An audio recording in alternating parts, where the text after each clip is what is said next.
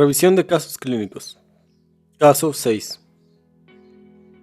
Hombre de 70 años de edad acude a urgencias por un cuadro de un día de evolución, caracterizado por dolor abdominal severo, de instauración súbita en la región periumbilical, acompañado de náusea y vómito.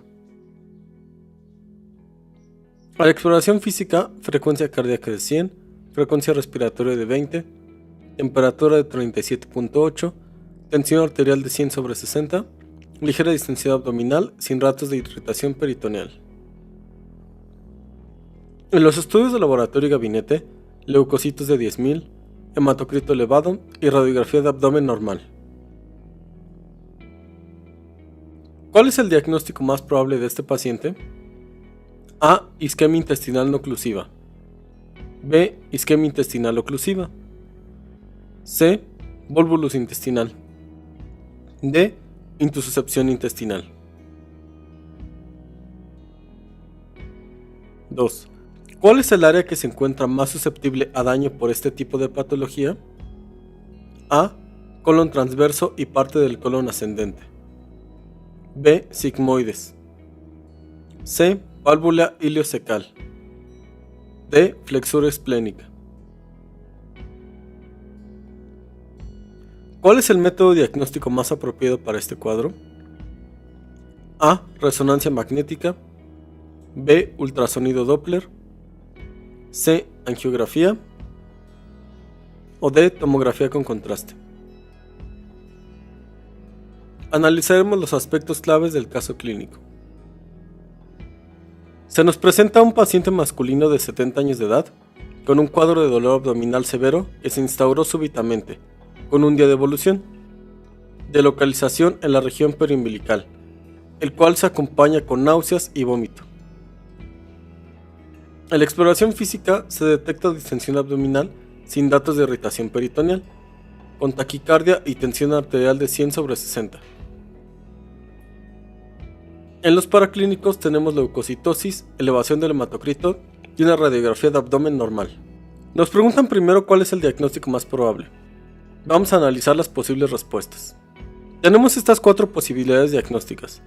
La primera que podemos empezar a descartar es la intususcepción intestinal.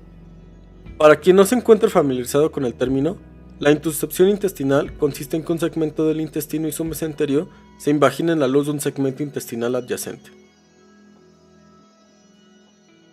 Por la edad de presentación se puede descartar la intususcepción intestinal, ya que es más frecuente en pacientes pediátricos, sobre todo en el primer año de vida. No describe algún antecedente de neoplasia, que es la causa más frecuente de intususcepción en adultos, y, en cuanto a las manifestaciones clínicas, en la intususcepción suele presentarse un dolor tipo cólico, de moderada intensidad e intermitente, que tiende a irradiarse. En nuestro paciente, el dolor es de instauración súbita y de localización periumbilical.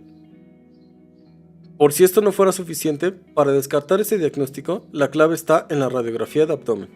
En la intususcepción intestinal, la radiografía de abdomen revela niveles hidroaéreos, distensión de asas de intestino delgado, ausencia de aire en intestino grueso e imagen de amputación de aire a nivel de la válvula iliocecal. La siguiente posibilidad diagnóstica a descartar es el volvulus intestinal. Se define como la torsión del intestino a través de un eje, sobre su pedículo vascular. Típicamente resulta en una obstrucción intestinal en asa cerrada. La rotación del pedículo vascular y la dilatación del colon contribuyen a compromiso de la perfusión del colon. El vólvulo intestinal generalmente es una emergencia obstructiva y su diagnóstico se establece por hallazgos clínicos y radiológicos. En el vólvulo intestinal pueden encontrarse algunos signos típicos en la radiografía, como el de doble burbuja, el de grano de café y el signo de exposición al norte. También pueden encontrarse datos radiológicos en vólvulos sigmoides, que se asocia con dilatación de intestino grueso o en su caso de vólvulos cecales, asociados a dilataciones de intestino delgado. Nuestro paciente tiene una radiografía normal, por lo que este diagnóstico no es compatible con el caso. Ahora tendremos que diferenciar entre isquemia intestinal oclusiva y no oclusiva, para ver cuál es el más adecuado de acuerdo a nuestro caso.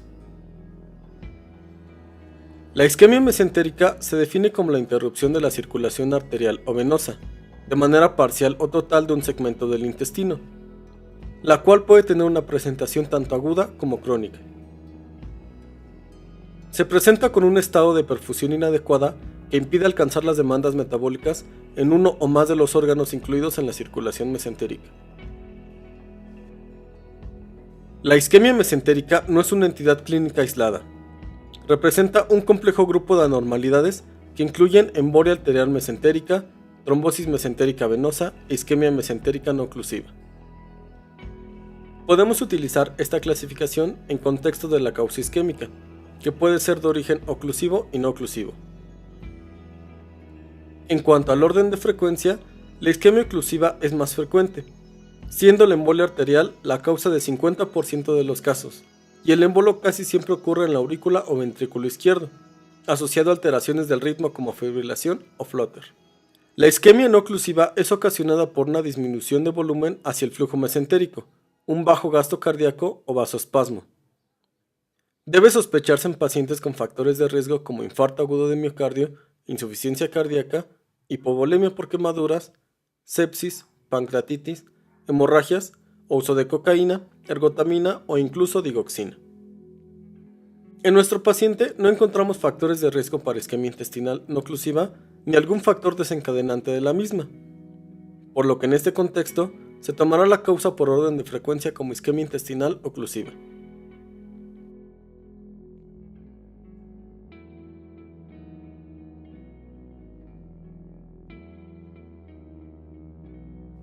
Para responder esta pregunta es importante aclarar dos puntos anatómicos específicos.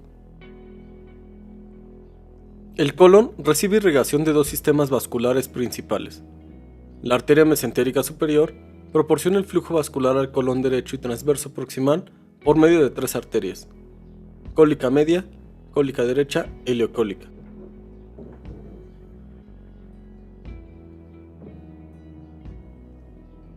Las cuales se hallan interconectadas formando la arteria marginal de Drummond. Esta arteria marginal conduce flujo sanguíneo hasta la pared derecha del colon, pero esta arteria está pobremente desarrollada en el 50% de la población.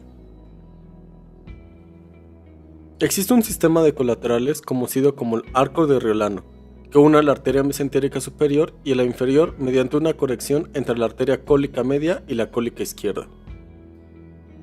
Este sistema garantiza el aporte de flujo en condiciones de isquemia al ángulo esplénico del colon. Sin embargo, en 30% de la población, este soporte vascular es pobre o inexistente, haciendo el ángulo esplénico del colon un punto vulnerable a la isquemia, conocido como el punto de Griffith.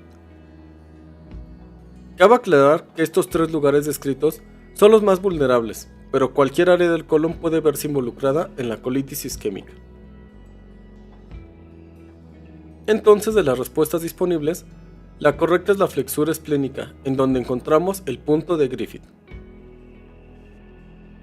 Pregunta 3. ¿Cuál es el método diagnóstico más apropiado para este cuadro? Todos estos métodos tienen un valor diagnóstico aceptable, pero debemos ver cuál es el ideal para el paciente. Cuando se tiene alto grado de sospecha diagnóstica para una isquemia intestinal, debe realizarse una radiografía de abdomen. Si ésta se encuentra sin alteraciones, como nuestro paciente, el siguiente paso, según lo descrito en las guías, es realizar una angiografía, la cual es el gold estándar y en ocasiones puede llevar a efectuar en el mismo procedimiento alguna maniobra terapéutica.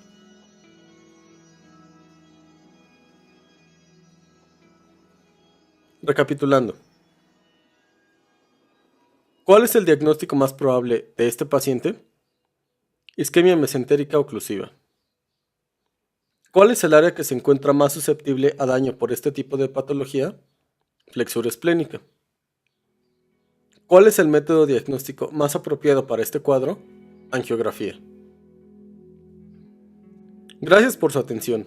Esperemos les agrade nuestra propuesta de revisión y resolución de casos clínicos. Suscríbanse al canal de Academia Moem y activen la campana de notificaciones para que estén al pendiente de cuando subimos un video. Les dejamos nuestras redes sociales donde pueden visualizar de manera gratuita todo el contenido creado por el equipo de Moem.